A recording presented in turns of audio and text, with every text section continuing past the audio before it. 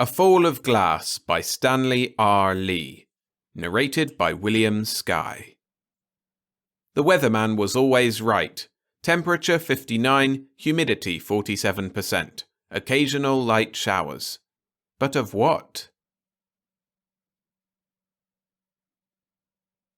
The pockets of Mr. Humphrey Fowndes were being picked outrageously. It was a splendid day. The temperature was a crisp 59 degrees, the humidity a mildly desiccated 47%. The sun was a flaming orange ball in a cloudless blue sky. His pockets were picked 11 times. It should have been difficult. Under the circumstances, it was a masterpiece of pocket-picking. What made it possible was Humphrey Fowndes' abstraction. He was an uncommonly preoccupied individual.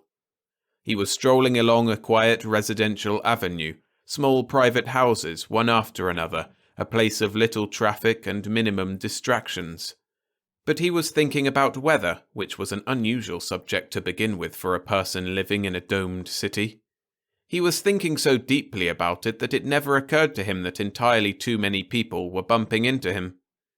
He was thinking about optimum dome conditions, a crisp 59 degrees, a mildly desiccated 47%, when a bogus postman, who pretended to be reading a postal card, jostled him. In the confusion of spilled letters and apologies from both sides, the postman rifled Fowndes' handkerchief and inside jacket pockets. He was still thinking about temperature and humidity when a pretty girl happened along with something in her eye. They collided. She got his right and left jacket pockets. It was much too much for coincidence. The sidewalk was wide enough to allow 4 people to pass at one time. He should surely have become suspicious when 2 men engaged in a heated argument came along. In the ensuing contretemps, they emptied his rear pants pockets, got his wristwatch, and restored the contents of the handkerchief pocket. It all went off very smoothly, like a game of put and take, the sole difference being that Humphrey Fowndes had no idea he was playing. There was an occasional tinkle of falling glass. It fell on the streets and houses, making small geysers of shiny mist, hitting with a gentle musical sound, like the ephemeral droppings of a celesta. It was precipitation peculiar to a dome, feather-light fragments showering harmlessly on the city from time to time. Dome weevils, their metal arms reaching out with molten glass, roamed the huge casserole, ceaselessly patching and repairing. Humphrey Fowndes strode through the puffs of falling glass, still intrigued by a temperature that was always 59 degrees, by a humidity that was always 47%, by weather that was always optimum.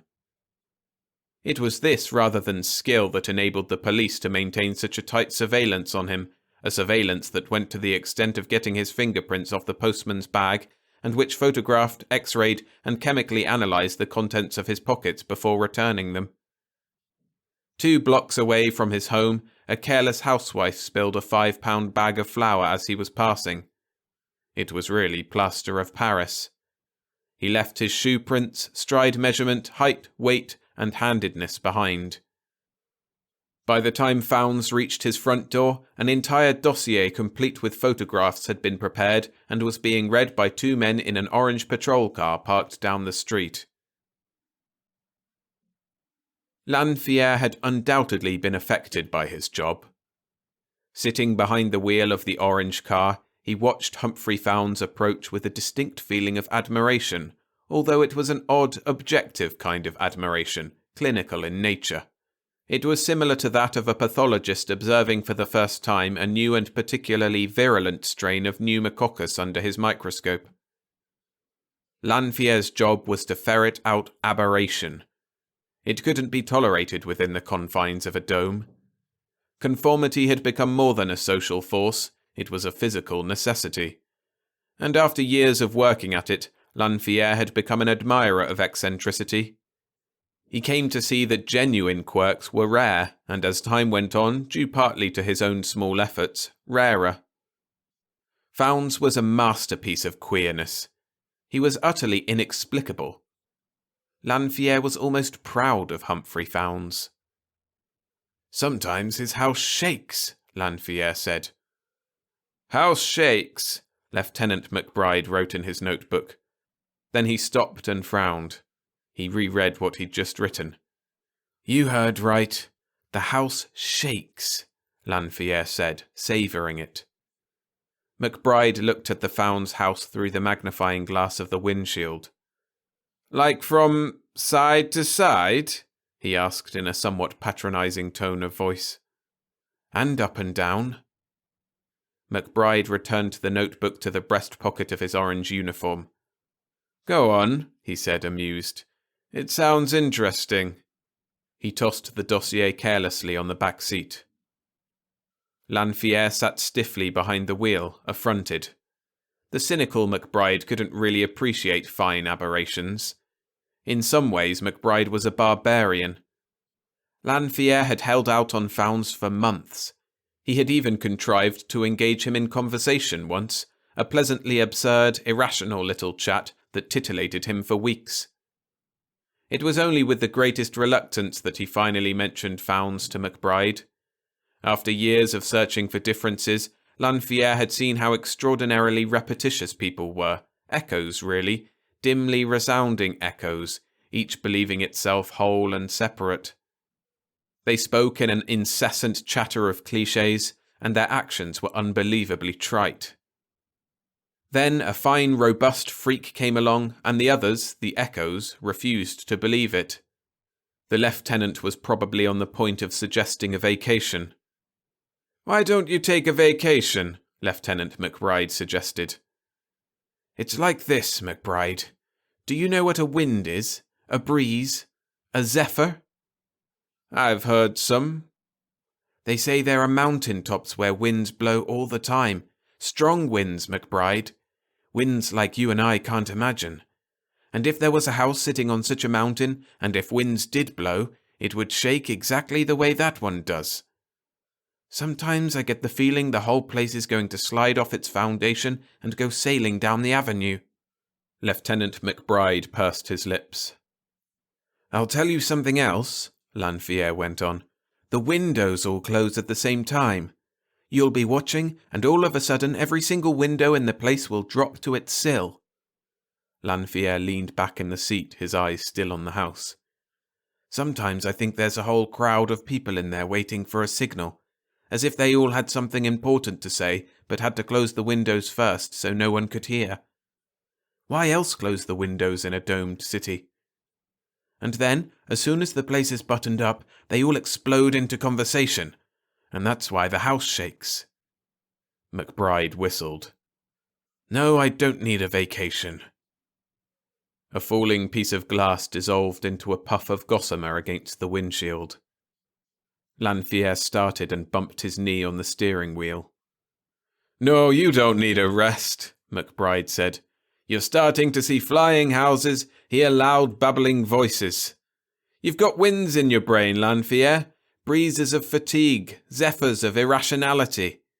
At that moment, all at once, every last window in the house slammed shut. The street was deserted and quiet, not a movement, not a sound. McBride and Lanfear both leaned forward, as if waiting for the ghostly babble of voices to commence.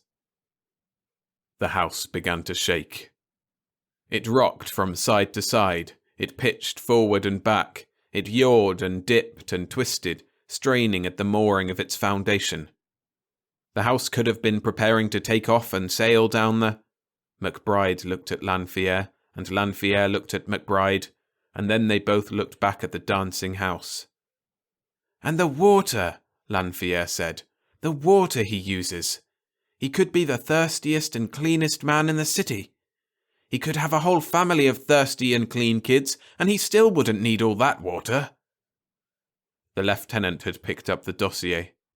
He thumbed through the pages now in amazement. Where do you get a guy like this? He asked. Did you see what he carries in his pockets? And compasses won't work on this street. The lieutenant lit a cigarette and sighed. He usually sighed when making the decision to raid a dwelling. It expressed his weariness and distaste for people who went off and got neurotic when they could be enjoying a happy, normal existence. There was something implacable about his size. "He'll be coming out soon," Lanfear said. "He eats supper next door with a widow. Then he goes to the library. Always the same. Supper at widow's next door, and then the library." McBride's eyebrows went up a fraction of an inch. "The library?" he said. "Is he in with that bunch?" Lanfear nodded. "Should be very interesting," McBride said slowly. "I can't wait to see what he's got in there," Lanfear murmured, watching the house with a consuming interest. They sat there smoking in silence, and every now and then their eyes widened as the house danced a new step. Found stopped on the porch to brush the plaster of Paris off his shoes. He hadn't seen the patrol car, and this intense preoccupation of his was also responsible for the dancing house. He simply hadn't noticed. There was a certain amount of vibration, of course. He had a bootleg pipe connected into the dome blower system, and the high-pressure air caused some buffeting against the thin walls of the house. At least he'd called it buffeting. He'd never thought to watch from outside. He went in and threw his jacket on the sofa, there being no room left in the closets. Crossing the living room, he stopped to twist a drawer pull. Every window slammed shut. "Tight as a kite," he thought, satisfied. He continued on toward the closet at the foot of the stairs and then stopped again. Was that right? No, snug as a hug in a rug, he went on, thinking. The old devils. The downstairs closet was like a great watch case, a profusion of wheels surrounding the master mechanism, which was a miniature seesaw that went back and forth 365¼ times an hour. The wheels had a curious stateliness about them. They were all quite old, salvaged from grandfather's clocks and music boxes, and they went around in graceful circles at the rate of 30 and 31 times an hour, although there was one slightly eccentric cam that vacillated between 28 and 29. He watched as they spun and flashed in the darkness, and then set them for 7 o'clock in the evening, April 7th, any year. Outside, the domed city vanished. It was replaced by an illusion, or, as Founds hoped it might appear, the illusion of the domed city vanished and was replaced by a more satisfactory, and for his specific purpose, more functional illusion. Looking through the window, he saw only a garden. Instead of an orange sun at perpetual high noon, there was a red sun setting brilliantly, marred only by an occasional arc over, which left the smell of ozone in the air. There was also a gigantic moon. It hid a huge area of sky, and it sang. The sun and moon both looked down upon a garden that was itself scintillant, composed largely of neon roses. Moonlight, he thought, and roses. Satisfactory. And cocktails for two. Blast, he'd never been able to figure that one out. He watched as the moon played "Oh, You Beautiful Doll," and the neon roses flashed slowly from red to violet, then went back to the closet and turned on the scent.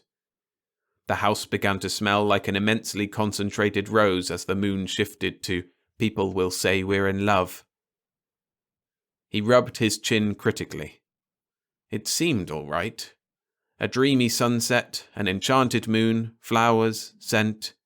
They were all purely speculative, of course. He had no idea how a rose really smelled, or looked for that matter. Not to mention a moon. But then neither did the widow. He'd have to be confident, assertive. Insist on it. "I tell you, my dear, this is a genuine, realistic, romantic moon. Now, does it do anything to your pulse? Do you feel icy fingers marching up and down your spine?" His own spine didn't seem to be affected. But then he hadn't read that book on ancient Moors and courtship customs. How really odd the ancients were. Seduction seemed to be an incredibly long and drawn-out process, accompanied by a considerable amount of falsification. Communication seemed virtually impossible. No meant any number of things depending on the tone of voice and the circumstances. It could mean yes, it could mean ask me again later on this evening. He went up the stairs to the bedroom closet and tried the rainmaker, thinking roguishly, Thou shalt not inundate. The risks he was taking. A shower fell gently on the garden, and a male chorus began to chant Singing in the Rain. Undiminished, the yellow moon and the red sun continued to be brilliant, although the sun occasionally arced over and demolished several of the neon roses. The last wheel in the bedroom closet was a rather elegant steering wheel from an old 1995 Studebaker. This was on the bootleg pipe. He gingerly turned it. Far below, in the cellar, there was a rumble, and then the soft whistle of winds came to him. He went downstairs to watch out the living room window. This was important. The window had a really fixed attitude about air currents. The neon roses bent and tickled against each other as the wind rose, and the moon shook a trifle as it whispered, "Cuddle up a little closer." He watched with folded arms, considering how he would start. "My dear Mrs. de Chazouet." Too formal. They'd be looking out at the romantic garden. Time to be a bit forward. "My very dear Mrs. de Chazouet." No, contrived. How about a simple, "Dear Mrs. de Chazouet"? That might be it. "I was wondering, seeing as how it's so late, if you wouldn't rather stay over instead of going home." Preoccupied, he hadn't noticed the winds building up, didn't hear the shaking and rattling of the pipes. There were attic pipes connected to wall pipes, and wall pipes connected to cellar pipes, and they made one gigantic skeleton that began to rattle its bones and dance as high-pressure air from the dome blower rushed in, slowly opening the Studebaker valve wider and wider. The neon roses thrashed about, extinguishing each other.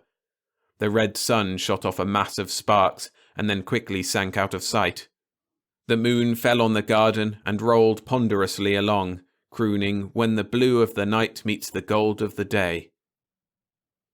The shaking house finally woke him up. He scrambled upstairs to the Studebaker wheel and shut it off. At the window again, he sighed. Repairs were in order. And it wasn't the first time the winds got out of line. Why didn't she marry him and save all this bother? He shut it all down and went out the front door, wondering about the rhyme of the months, about stately August and eccentric February and romantic April. April. Its days were 30 and it followed September. And all the rest have 31. What a strange people, the ancients. He still didn't see the orange car parked down the street. "Men are too perishable," Mrs. de Chazouet said over dinner. "For all practical purposes, I'm never going to marry again. All my husbands die." "Would you pass the beets, please?" Humphrey Fownes said. She handed him a platter of steaming red beets. "And don't look at me that way," she said. "I'm not going to marry you, and if you want reasons, I'll give you 4 of them. Andrew, Kurt, Norman, and Alphonse." The widow was a passionate woman. She did everything passionately, talking, cooking, dressing. Her beets were passionately red. Her clothes rustled and her high heels clicked and her jewellery tinkled. She was possessed by an uncontrollable dynamism. Fownes had never known anyone like her. "You forgot to put salt on the potatoes," she said passionately, then went on as calmly as it was possible for her to be, to explain why she couldn't marry him. "Do you have any idea what people are saying? They're all saying I'm a cannibal. I rob my husbands of their life force, and when they're empty, I carry their bodies outside on my way to the justice of the peace." "As long as there are people," he said philosophically, "there'll be talk." "But it's the air. Why don't they talk about that? The air is stale, I'm positive. It's not nourishing. The air is stale, and Andrew, Kurt, Norman, and Alphonse couldn't stand it. Poor Alphonse. He was never so healthy as on the day he was born. From then on, things got steadily worse for him." "I don't seem to mind the air." She threw up her hands. "You'd be the worst of the lot." She left the table, rustling and tinkling about the room. "I can just hear them. Try some of the asparagus." 5, that's what they'd say. That woman did it again. And the plain fact is, I don't want you on my record." "Really?" Fownes protested. I feel splendid. Never better. He could hear her moving about and then felt her hands on his shoulders. And what about those very elaborate plans you've been making to seduce me? Fownes froze with 3 asparagus hanging from his fork. Don't you think they'll find out? I found out, and you can bet they will. It's my fault, I guess. I talk too much, and I don't always tell the truth. To be completely honest with you, Mr. Fownes, it wasn't the old customs at all standing between us, it was air. I can't have another man die on me. It's bad for my self-esteem. And now you've gone and done something good and criminal, something peculiar. Fownes put his fork down. Dear Mrs. de Chazouet, he started to say. And of course, when they do find out and they ask you why, Mr. Fownes, you'll tell them. No heroics, please. When they ask a man a question, he always answers, and you will too. You'll tell them I wanted to be courted, and when they hear that, they'll be around to ask me a few questions. You see, we're both a bit queer. I hadn't thought of that, Fownes said quietly. Oh, it doesn't really matter. I'll join Andrew, Kurt, Norman. That won't be necessary, Fownes said with unusual force. With all due respect to Andrew, Kurt, Norman, and Alphonse, I might as well state here and now I have other plans for you, Mrs. de Chazouet. But my dear Mr. Fownes, she said, leaning across the table, we're lost, you and I. Not if we could leave the dome, Fownes said quietly. That's impossible. How? In no hurry, now that he had the widow's complete attention, Fownes leaned across the table and whispered, Fresh air, Mrs. de Chazouet. Space. Miles and miles of space where the real estate monopoly has no control whatever. Where the wind blows across prairies. Or is it the other way round? No matter. How would you like that, Mrs. de Chazouet? Breathing somewhat faster than usual, the widow rested her chin on her 2 hands. Pray continue, she said. Endless vistas of moonlight and roses. April showers, Mrs. de Chazouet. And June, which, as you know, follows directly upon April and is supposed to be the month of brides, of marrying. June also lies beyond the dome. I see. And, Mr. Fownes added, his voice a honeyed whisper, they say that somewhere out in the space and the roses and the moonlight, the sleeping equinox yawns and rises because on a certain day it's vernal, and that's when it roams the open country where geigers no longer scintillate. My! Mrs. de Chazouet rose, paced slowly to the window, and then came back to the table, standing directly over Fownes. If you can get us outside the dome, she said, out where a man stays warm long enough for his wife to get to know him, if you can do that, Mr. Fownes, you may call me Agnes. When Humphrey Fownes stepped out of the widow's house, there was a look of such intense abstraction on his features that Lanfear felt a wistful desire to get out of the car and walk along with the man. It would be such a deliciously insane experience.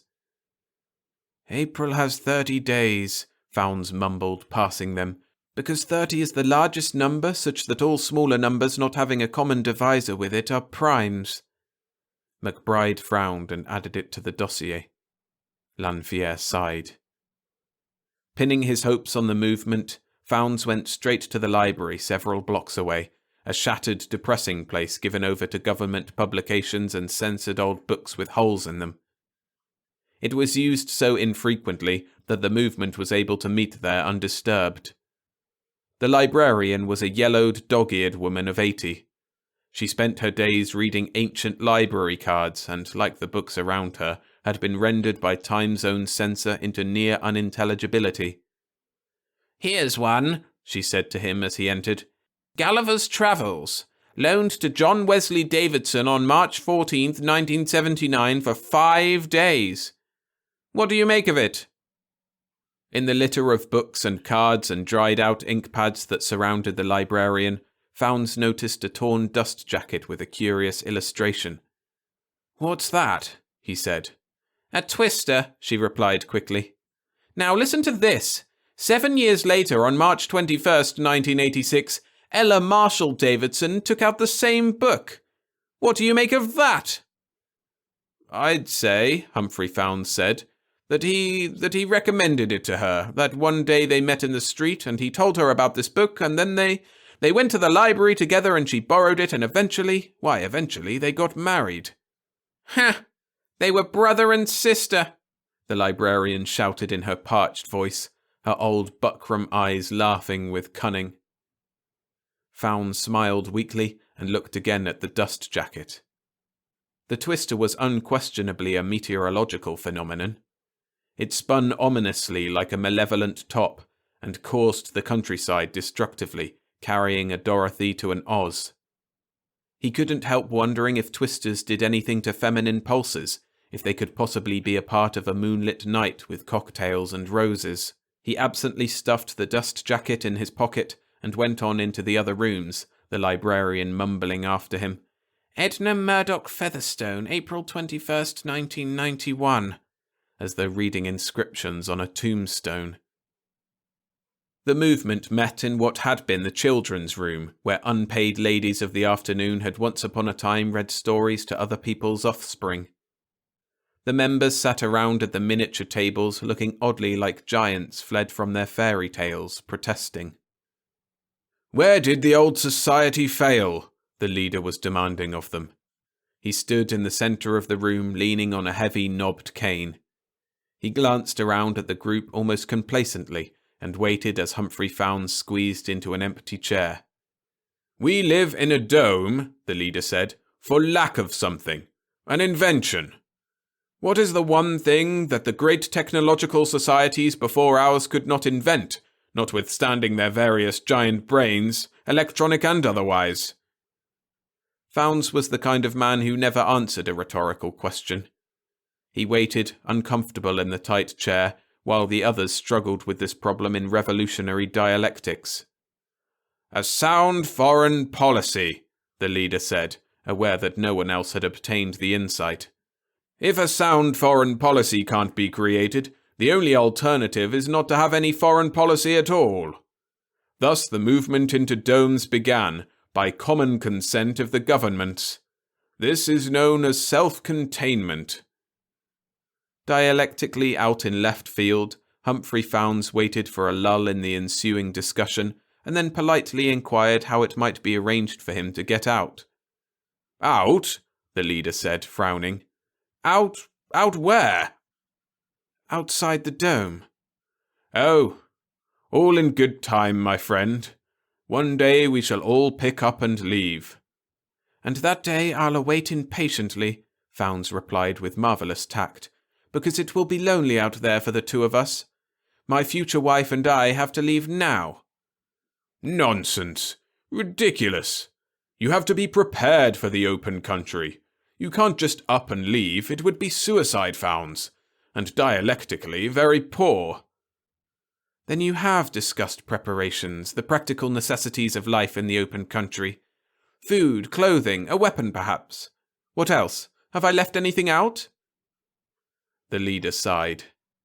"The gentleman wants to know if he's left anything out," he said to the group. Founds looked around at them, at some dozen pained expressions. "Tell the man what he's forgotten," the leader said, walking to the far window and turning his back quite pointedly on them. Everyone spoke at the same moment. "A sound foreign policy," they all said, it being almost too obvious for words. On his way out, the librarian shouted at him, "A tale of a tub, 35 years overdue." She was calculating the fine as he closed the door. Humphrey Founds's preoccupation finally came to an end when he was 1 block away from his house. It was then that he realized something unusual must have occurred. An orange patrol car of the security police was parked at his front door.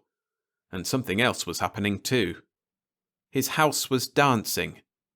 It was disconcerting and at the same time enchanting to watch one's residence frisking about on its foundation. It was such a strange sight that for the moment he didn't give a thought to what might be causing it.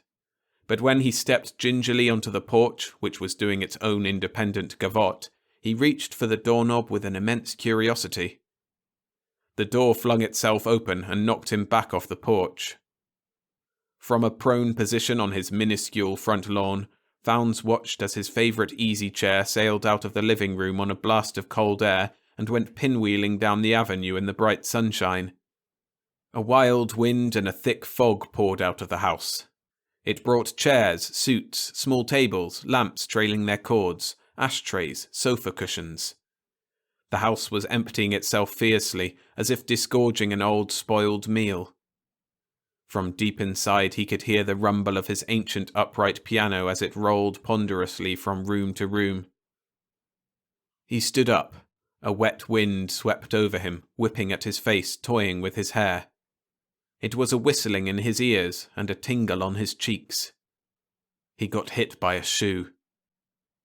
As he forced his way back to the doorway, needles of rain played over his face, and he heard a voice cry out from somewhere in the living room.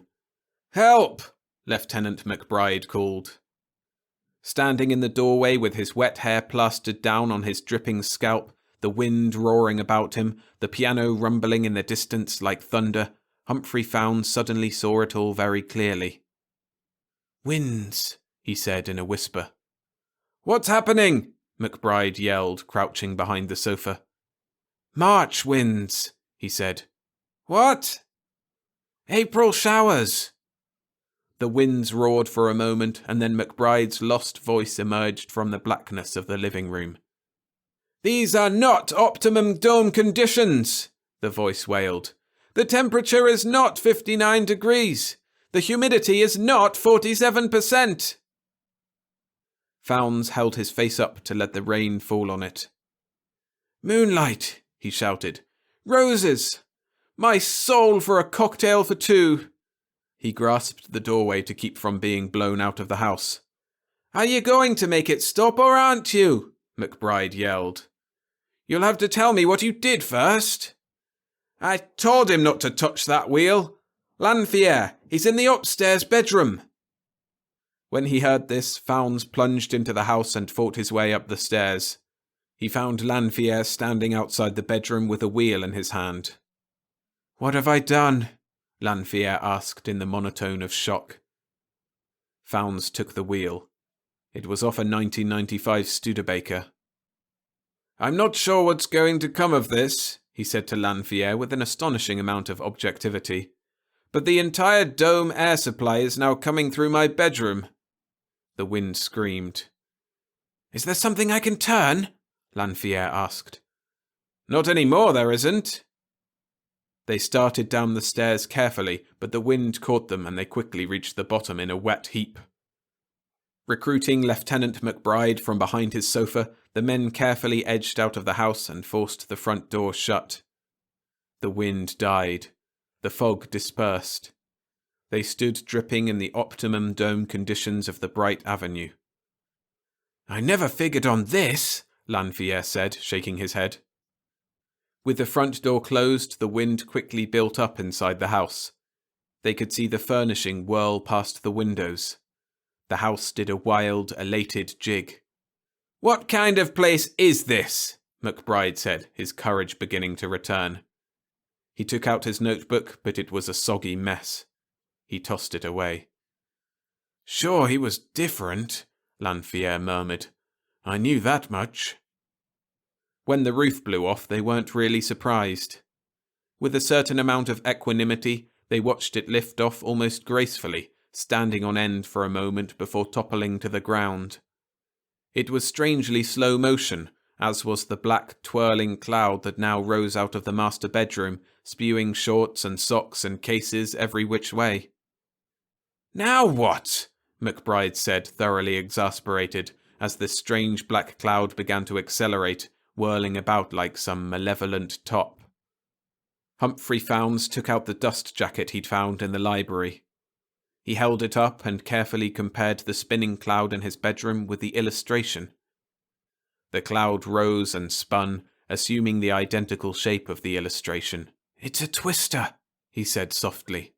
"A Kansas twister."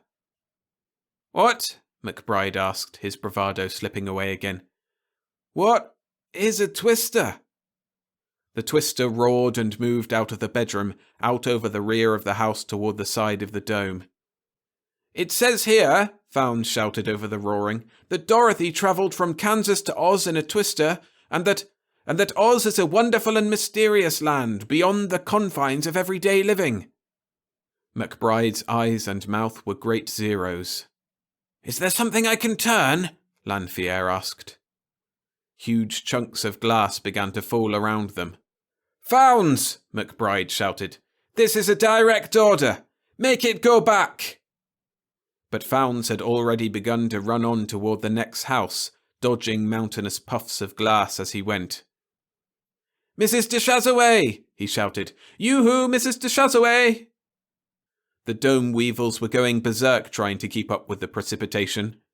They whirred back and forth at frightful speed, then, emptied of molten glass, rushed to the trough which they quickly emptied, and then rushed about empty-handed. "Yoo-hoo!" he yelled, running. The artificial sun vanished behind the mushrooming twister. Optimum temperature collapsed. "Mrs. de Chazouet! Agnes! Will you marry me? Yoo-hoo!" Lanfear and Lieutenant McBride leaned against their car and waited, dazed. There was quite a large fall of glass.